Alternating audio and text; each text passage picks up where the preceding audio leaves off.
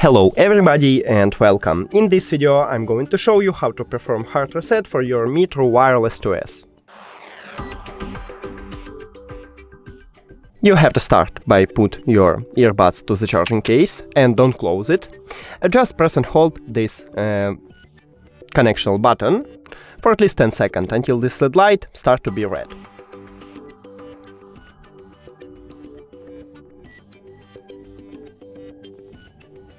Here we go, we have a red one and then a white. So now we should remove it, click the information icon or settings icon if you have Android.